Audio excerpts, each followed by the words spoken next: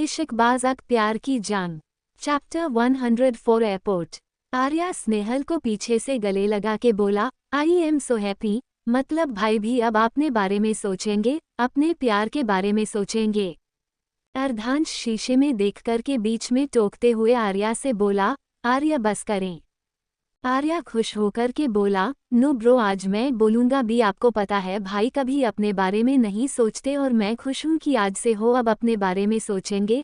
हमेशा मेरी आयुषी की पढ़ाई, हमें क्या चाहिए, हमारे लिए क्या अच्छा होगा, घर में किसके लिए क्या करना है, दादी का दादी सा का ख्याल, माँ सा का ख्याल, सब तो आप ही रखते हो। आपने तो बाबा की मौत के बाद अपना ख्याल रखना भूल गए थे। अब ना दी आपको डांट आकर अपना ख्याल रखना सिखाएंगे। आई नो दो बाहर जा रही है, पर मुझे पता है दी से अच्छा लाइफ पार्टनर आपको कोई नहीं मिलेगा। स्नेहल अर्धांश के कंधे पर सर रखते हुए बोली, हम दोनों ही एक दूसरे को पूरा करेंगे। अर्धांश साइड से ही स्नेहल का सर चूम लिया था। आर्या पीछे से बोला, दीदी अचानक से आपका प्लान कैसे बना, अब तो बाद में जाने वाले थे। स्नेहल आंख बंद किए हुए बोली, बस गया, नहीं पता कैसे पर बन गया। कुछ ही देर में वो एयरपोर्ट पहुंचे थे। अर्धांश कार से उतर के स्नेहल के तरफ का गेट खोलकर बोला, आप ही रुके, हम कुछ देर में आते हैं। स्नेहल पूछी, पर आप क्या खा रहे हैं? आर्या भी पीछे से बोला, ब्रो कहाँ जा रहे हो? अर्धांश दोनों से बोला, जब तक आपकी फ्लाइट नहीं जाती तब तक आपके साथ रहना चाहते हैं, इसलिए हम एयरपोर्ट अथॉरिटी से बात करने के लिए जा रहे हैं। आर्या कार से निकलते हुए बोला, कहा ब्रो हम अभी दी से मिलकर चले जाएंगे, आप ही के साथ रुकना। हम आप दोनों के बीच में मतलब कुछ आखिरी पल में कबाब में हड्डी नहीं बनना चाहते, इसलिए आप दोनों अकेले रहकर कुछ पल प्यार के बना लो। आर्या मुस्कुराकर बोला, वैसे ब्रो हम एक आइडिया दे, आप कहीं की भी टिकट ले लो, तब तो आप आसानी से अंदर घुस सकते हो, तो आपके पास ये बेस्ट ऑप्शन है। अर्धांश की आंखों में चमक आ गई थी। चुटकी बजाते हुए आजा के कंधे पर सवासी देते हुए बोला, it's great idea, thank you bro. Snehal confuse होके बोली, ये दोनों क्या बात कर रहे हो और आप क्यों टिकट के पैसे बर्बाद करोगे जब आपको कहीं जाना ही नहीं है? आर्या बीच में टोकते हुए बोला, दी टिकट कैंसिल भी होती है तो घबराओ नहीं, रुपए वापस ही आ जाएंगे। हाँ कुछ पैसे कटेंगे, वापस आ जाएंगे, तब तक तो भाई के साथ आप रह सकते हो ना। आर्या और अर्धांश मिलकर स्नेहा का सामान कार से निकाले। आर्या 2 ट्रॉली लाकर स्नेहल का सारा सामान ट्रॉली पर सेट किया और हाथ झाड़ता हुआ स्नेहल के पास आकर उसे गले लगाकर बोला, दी I miss you, I don't know पर you special person in my life. पहले मुझे लगता था भाई के अलावा मेरी कोई और नहीं हमारी बातें नहीं समझ सकता था, पर आपके आने के बाद ऐसा लगता है मुझे कोई और भी समझ सकता है, पता नहीं क्यों, पर आप मुझे माँ से भी ज़्यादा समझती हैं। मैं ज़्यादा नहीं बोलूँगा, नहीं तो मैं रो दूँगा। I miss you, I love you. Sneha Snehal सर सहलाते हुए और पीठ पर थपकी देते हुए बोली, मिस यू टू, अपना ख्याल रखना और अपना ड्रीम फॉलो करना, जो तुम चाहते हो, जो तुम्हारा फैशन है उसको जियो, क्योंकि तुम अगर एक गलत डिसीजन लोगे तो बाद में रिग्रेट करोगे। जैसे कि उस दिन अगर तुम मुझे नहीं बताते तो आज मेरे रिग्रेट कर रही होती, पर आज मैं नहीं कर रही, इसलिए अपनी लाइफ का डिसीजन खुद लो। ये बात किसी और ने नहीं, मुझे आपके भाई ने कही थी, इसलिए मैं कह रही हूँ, अपनी जिस चीज़ को तुम चाहो उसे खुद ही पूरा करो, और हम सब तो है ही तुम्हें सपोर्ट करने के लिए। दादी सा का ख्याल रखना, आयुषी का ख्याल रखना और अपना तो बहुत ख्याल रखना, और अपनी पेंटिंग्स की फोटोज भेजते रहना। आर्या इमोशन हो क्या था? स्नेहल उसे अलग हुई, आर्या का बार संवारा और पलके झपका दिया था। आर्या मुस्कुराते हुए दोनों को बाय किया और कर लेकर चला गया था। अर्धांश और स्नेहल एक दूसरे को देखकर मुस्कुराए, फिर दोनों एक एक ट्रॉली लेकर आगे बढ़ गए थे। अर्धांश टिकट काउंटर पर जाकर एक टिकट लिया, फिर स्नेहल के साथ एयरपोर्ट के अंदर चला गया। पहले उसने स्नेहा की चेकिंग करवाई, फिर वह दोनों जाकर वेटिंग लाउंज में बैठ गए थे। अर्धांश स्नेहल को देखते हुए बोला, स्नेहल हमें क्यों लग रहा है आप कुछ चीजें मुझसे छुपा रहे हैं, वह चेक माँ ने आपको कब दिया और आपने हमें बताया क्यों नहीं, और आपका यह अचानक से जाना मुझे आर्या की बातों से लगा। आप अभी नहीं जाने वाली थी तो आप इतनी जल्दी क्यों जा रही हैं? घर में किसी ने कुछ आपसे कहा है क्या? आप मुझे बता सकते हैं, मैं कुछ प्रॉब्लम सॉल्व करने की कोशिश करेंगे। स्नेहल मुस्कुराकर उसके कंधे पर सर रखकर उसके बाद वह को अपने हाथों से पकड़कर बोली, सब ठीक है, और छुपा रही होंगी तो समय आने पर आपको पता चल जाएगा कि मैं खुद बता दूंगी। मैंने आपको सुबह में ही कहा था, प्लीज तो थोड़ा सा कष्ट करो। स्नेहल गहरी सांस लेते हुए बोली, मैं वहाँ जल्दी सेटल आपको कॉल करूंगी, भूल मत जाना मुझे, नहीं तो मैं आकर आप पर धावा बोलूंगी। प्यार किया है, ऐसे जाने ना दूंगी, आप तो जानते हो ना, ऐसा क्यों सोचो, मेरा सनक लेवल अगर हो गया तो मैं आपके साथ क्या क्या करूंगी। अच्छे बच्चे की तरह मेरी कॉल का वेट करना और अपना ध्यान रखना। अब मैं मिर्ची वाली कॉफ़ी तो नहीं दूंगी, खान बाबा को बोलना आपके लिए मीठी कॉफ़ी बना कर। और क्या बोलूं, इतनी सेंट तो मैं अपने घर छोड़ते वक्त भी नहीं थी जितना आपसे बिछड़ते हुए बुरा लग रहा है। मुझे नहीं पता कि क्या बोलना है, बस इतना पता है मैं आपसे बहुत प्यार करती हूँ, बस अपने लिए और आपके लिए कुछ करने जा रही, विश करना अपनी कामयाबी मैं खुद अपने हाथों से लिख और कुछ कर लौटूं। ऐसी बात करते करते कब वक्त निकल गया दोनों को पता ही नहीं चला। स्नेहल की फ्लाइट अनाउंस होने लगी। अर्धांश उसे कस के गले लगाया था, उससे बिल्कुल भी उसे एक पर को जाने का देने का मन नहीं कर रहा था। उसकी दिल की धड़कन बुलेट ट्रेन की तरह बढ़ी हुई थी, उसकी आंखें लाल हो चुकी थी, टूटा हुआ महसूस कर रहा था। महल बार बार उसे हौसला दे रही थी जबकि वह खुद भी अंदर से टूटी हुई थी। उसके दिमाग में एक ही बात चल रहा था, कल ही तो उसने अपने प्यार का इजहार किया था और आज उससे छोड़कर जाना पड़ रहा है। उसकी आंखों में भी आंसू आ गए थे, वह अपने आंखों से आंसू पूछते हुए बिना अर्धांश देखे और आगे बोर्डिंग के लिए बढ़ने लगी थी। अर्धांश शहर वही खड़ा खड़ा देख रहा था। चैप्टर 105 स्नेहल का जाना। चैप्टर 105 स्नेहल का जाना। स्नेहल और अर्धांश से अलग होकर अपनी फ्लाइट की बोर्डिंग के लिए चले जा रही थी। अर्धांश वही का वही खड़ा स्नेहल को जाते हुए देख रहा था। स्नेहल की आंखों में आंसू थे, एक बार भी पीछे मुड़कर नहीं देखी। उसे लग रहा था एक बार भी पीछे मुड़कर देखेगी तो अपने आप को जाने के लिए मना नहीं पाएगी, इसलिए वह अपना पासपोर्ट और टिकट केबिन क्रू को दिखाकर आगे बढ़ गई और अर्थात चलते हुए थोड़ा आगे आ गया था। स्नेहल फ्लाइट में कदम रखने वाली थी तब वह फिर से एक बार पीछे मुड़कर देखिए और अर्धांश को देखकर मुस्कुराए और हाथ हिलाकर बाय किया। अर्धांश मुस्कुराकर स्माइल करने का इशारा किया और वह भी बाय किया था।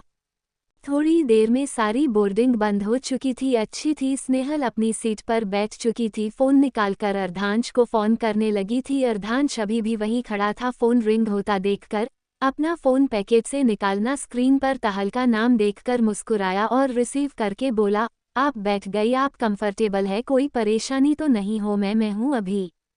वो बोल रहा था। स्नेहल बीच में बोली, आपको घर जाना चाहिए और मैं जिसे बैठ गई हूँ, मैं बड़ी हो गई हूँ, मैं पागल कुछ रख सकती हूँ, आप भी अपना ख्याल रखना, मैं वापस जल्दी कॉल करने की कोशिश करो, bye, I love you and miss you. Ardhansh मुस्कुराकर बोला, आई लव यू टू। कुछ देर में ही फ्लाइट अपनी उड़ान भरी। अर्धांश भी उदास होकर एयरपोर्ट से बाहर निकल गया था। बाहर पहले से ही ड्राइवर उसके लिए कार लिए खड़ा था। अर्धांश बेसुध हुए चला जा रहा था, वो चलते चलते रोड तक आ जाएगा। जब अर्धनाह का ड्राइवर अर्धांश को देखा और कार स्टार्ट कर उसके पीछे चल दिया था। ड्राइवर तक उसके पास पहुंचा, वो कार रोकी और भागते अर्धांश के पास जा बोला, सर आप कहाँ जा रहे हैं, आपकी कार। अर्धांश ड्राइवर को देखा, फिर बिना कुछ कहे कार में बैठ गया था। अर्धांश बाहर देखते हुए बोला, ऑफिस चले। ड्राइवर टाइम देखते हुए बोला, पर हुक्म सा, ऑफिस तो बंद होने वाली है कुछ देर में। अर्धांश ने कहा, जहां बोला है वहीं चले। ड्राइवर अर्धांश को ऑफिस ले गया था।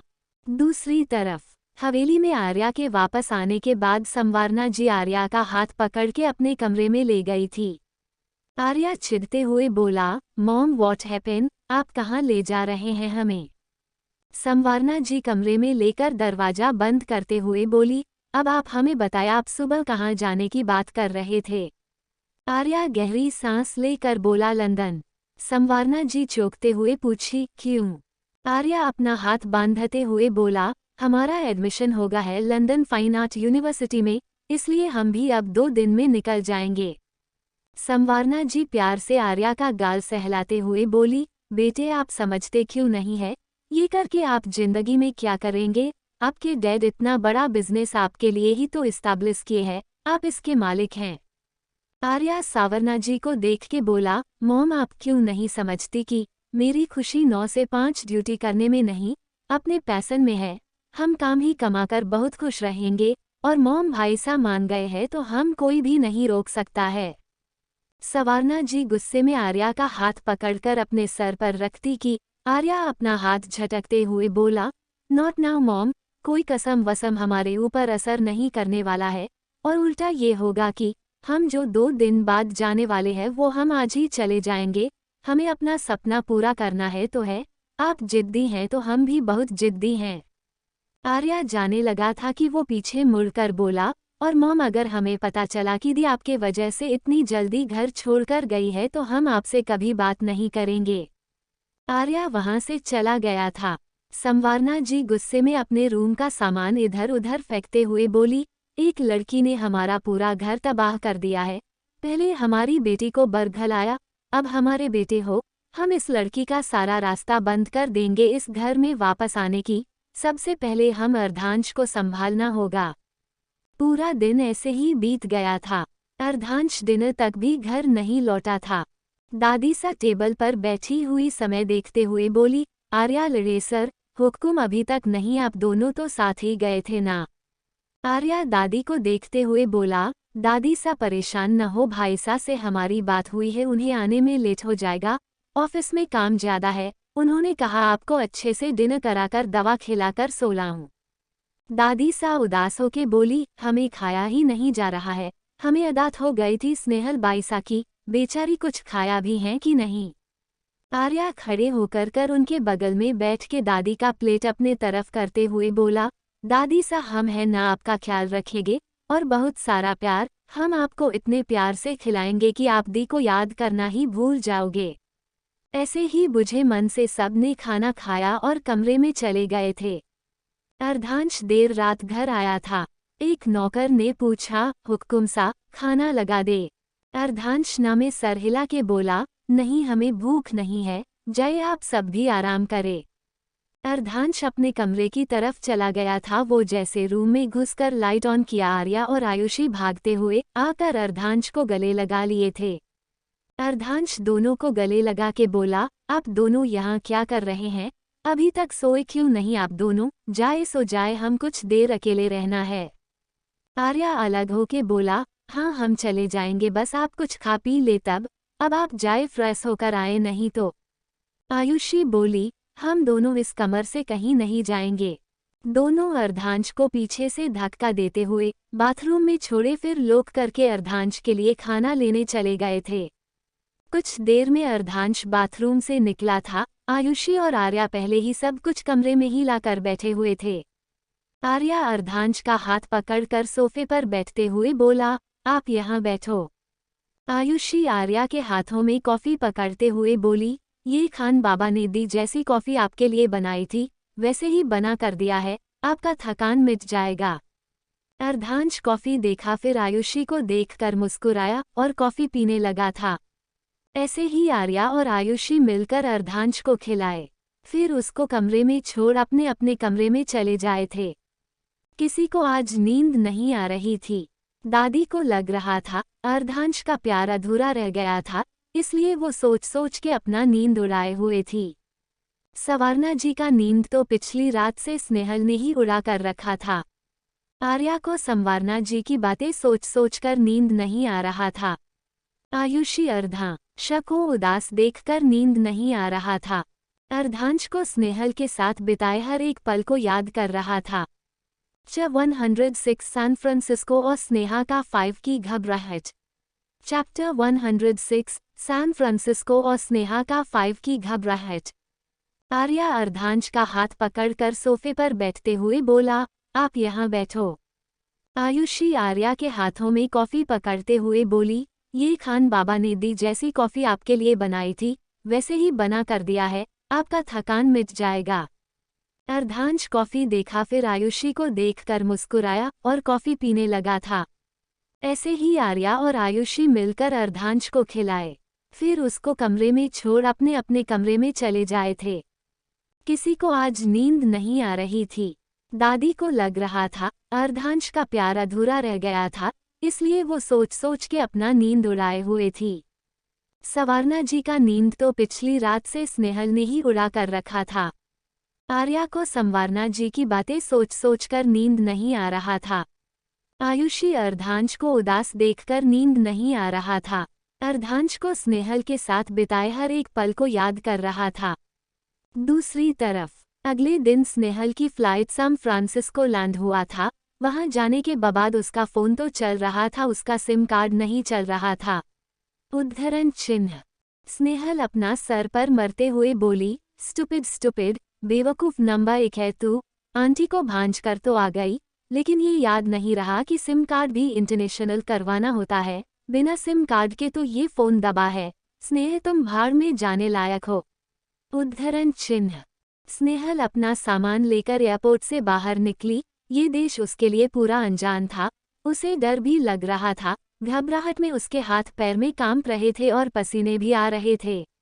उद्धरण चिन्ह। वो सब जगह अनजान चेहरे देख के दिल जोरों से धड़क रहा था। उसे समझ ही नहीं आ रहा था कि कहाँ जाए, किससे पूछे कि कहाँ जाना है। स्नेहल बड़बड़ाते हुए बोली, काश कोई यहाँ मेरे जान पहचान का होता जो मेरी हेल्प तो कर देता। मिस अर्धांश शायद वो होते तो मेरी। उद्धरण चिन्ह। स्नेहल खुद ही बोलते बोलते रुक गई थी। अपना सर झटकते हुए गहरी सांस ली, फिर बगल से गुजरते एक लेडी से पूछी, excuse me madam, can you help me. उद्धरण चिन्ह। वो लेडी मुस्कुराकर बोली, yes pretty lady, how can help you. उद्धरण चिन्ह। स्नेहल मुस्कुराकर बोली, वेयर कैन गेट थे फ्रॉम। उद्धरण चिन्ह। वो लेडी मुस्कुराकर बोली, दैट साइड प्रीटी लेडी। उद्धरण चिन्ह। स्नेहल हाथ मिलते हुए बोली, ओह थैंक यू मैडम। उद्धरण चिन्ह। स्नेहल अपना सामान लेकर दूसरी साइड आ गई थी। कुछ देर में ही उसे कैब मिली थी। स्नेहल कैब में बैठने के बाद बोली, होई कैन यू ड्रॉप मी अन्य होटल। उद्धरण चिन्ह। ड्राइवर ने कहा, of course, are you Indian. उद्धरण। स्नेहल मुस्कुराकर बोली, यस आई एम इंडियन। उद्धरण चिन्ह। ड्राइवर मिरर से देखते हुए बोला, वेलकम टू सैन फ्रांसिस्को। उद्धरण चिन्ह। स्नेहल बाहर देखते हुए बोली, थैंक यू सो मच। उद्धरण चिन्ह। ड्राइवर स्नेहल को एक अच्छी सी होटल ले गया था। उद्धरण चिन्ह। स्नेहल वहां अपने लिए एक रूम बुक कराए, लोग इस रिसेप्शन पर छोड़कर रूम की तरफ चली गई थी। उद्धरण चिन्ह। वो जल्दी से फ्रेश हुई, अपने सूटकेस फॉर्मल्स कपड़े निकले और पहनकर रेडी हो थी। वो कुछ देर में अपने लिए कॉफ़ी मंगवाए और पीने के बाद रिसेप्शनिस्टों पर कॉल करके अपने लिए कैब बुलाने को कहा था। तब तक स्नेहल अपने जरूरी डॉक्यूमेंट अपने फाइल में चेक करने लगी थी। उद्धरण चिन्ह। कुछ देर में ही टेलीकॉम की घंटी बजी। स्नेहल फोन उठा के कान के पास लगाई। उधर से कुछ आवाज आपने के बॉस बोली, का कैम किंग। उद्धरण। स्नेहल अपने डॉक्यूमेंट हैंडबैग में राखी और अपन रूम लॉक कर करके लिफ्ट की तरफ चली गई थी। नीच कैब में बैठने के बाद बोली, मेनलो पार्क। उद्धरण चिन्ह। कैब ड्राइवर इतना सुनकर कार आगे बढ़ा दिया था। उद्धरण चिन्ह। कुछ देर स्नेहल अपने ऑफिस का पास पहुंची थी। वो आसपास नजर घुमाई, फिर गहरी सांस लेते हुए बोली, लेटेस्ट स्टार्ट। उद्धरण चिन्ह। स्नेहल अपने सामने बने बड़ी सी बिल्डिंग देखकर अपनी 2 इंच के हील्स में खटखट करते हुए अंदर चली गई थी। स्नेहल एक कागज रिसेप्शन पर देते हुए बोली, hello good morning, this is my joining letter. उद्धरण चिन्ह। वहाँ का रिसेप्शनिस्ट लड़का लेटर देखा, फिर खड़ा होके बोला, hello madam, welcome to our company. उद्धरण चिन्ह। वो रेसिडेंट स्नेहल को कंपनी के सीईओ के पास ले गया था। स्नेहल अपना इंट्रोडक्शन देती है। वो उससे कुछ फाइल्स पर साइन करता रिक्वेस्टते हैं। फिर मैनेजर स्नेहल को ऑफिस का टूर करवाया था। स्नेहल वापस सीईओ के कमरे में आ गई थी। उद्धरण चिन्ह। सीईओ मुस्कुराकर बोला, how was your cabin miss Snehal. उद्धरण चिन्ह। स्नेहल मुस्कुराकर बोली, it is really good sir, today can start my. उद्धरण चिन्ह। सीईओ ने चींच में टोकते हुए बोला, no miss Snehal, go and take rest, you can join in day after tomorrow. उद्धरण चिन्ह। सीईओ अपने कैबिनेट से कुछ चाबियां निकलकर स्नेहल की तरफ करते हुए बोला, okay this is your flat key, send this your company car key, firstly settle down, then start work, go have a nice day. उद्धरण चिन्ह। स्नेहल बाहर निकली, वही कैब वाला था। स्नेहल वहां से अपने सिम कार्ड ठीक करने चली गई थी। उद्धरण चिन्ह। सिम कार्ड ठीक करवाने के बाद पता चला सिम खुलने में तकरीब 24 घंटे ही खुलेगी। उद्धरण चिन्ह। वो वहां से होटल आ गई थी, उसके पास कुछ करने को तो था नहीं था, इसलिए वो कपड़े चांटे करके बेड पर सो गई थी। उद्धरण चिन्ह। दूसरी तरफ सब अगले दिन वे अपने काम पर वापस लौट चुके थे। उद्धरण चिन्ह। अर्धांश बेसब्री से स्नेहल का कॉल का वेट कर रहा था। उद्धरण चिन्ह। 2-3 दिन ही हो गए थे पर स्नेहल ने एक भी बार कॉल नहीं की थी। उद्धरण चिन्ह। आर्या भी लंदन के लिए निकल रहा था। दादी सा आर्या के सर की बनाए लेते हुए बोली, अच्छे से पढ़िएगा, अपना नाम रोशन करे और हमेशा आपको तरक्की करते रहे। आर्या दादी के पाँव छूकर आशीर्वाद लिया और नाम आंखों से थैंक यू बोला था। आर्या अर्धांश के पास आकर गले से लगा किया था कि _SB जगी हुई च और एक दिन जब च 107 अभी तू मेरी फ्लर्ट करने की उम्र है। चैप्टर 107 अभी तू मेरी फ्लर्ट करने की उम्र है। आर्या अर्धांश के गले लग गया था। अर्धांश पीठ थपथपते हुए बोला, अपना ख्याल रखिएगा और हमेशा आपका फोन ऑन रहना चाहिए। नो मोरे लेट नाइट पार्टी से। Drink and drive not a low from my side, focus on study, I am always with you. उद्धरण चिन्ह। आर्या जोर से गले लगा के बोला, ओक बॉस। उद्धरण चिन्ह। अर्धांश मुस्कुराकर बोला, ओने मोरे थिंग। उद्धरण चिन्ह। अर्धांश आर्या के कान में बोला, अब आपको भी अपने लिए गर्लफ्रेंड ढूंढ लेना चाहिए। उद्धरण चिन्ह। आर्या अलग होके अपने हाथों से बालों को खुजा कर शर्माते हुए बोला, हे ब्रो, अभी हम छोटे हैं, अभी तो मेरी बस फ्लर्ट करने की उम्र है। उद्धरण चिन्ह। दादी सा ने कहा, क्या खुसुर फुसुर हो रही है दोनों भाइयों में। उद्धरण चिन्ह। अर्धांश मुस्कुराते हुए आर्या के कंधे पर हाथ रखते हुए बोला, कुछ भी नहीं दादी सा, बस हम रूल एंड रेगुलेशन बता रहे था। उद्धरण चिन्ह। दादी सा हाँ में सर हिला के बोली, हाँ सही है, अच्छे से समझा दीजिए हुक्म। आर्या बेटे अपने भाई के नक्शे कदम पर चलिएगा।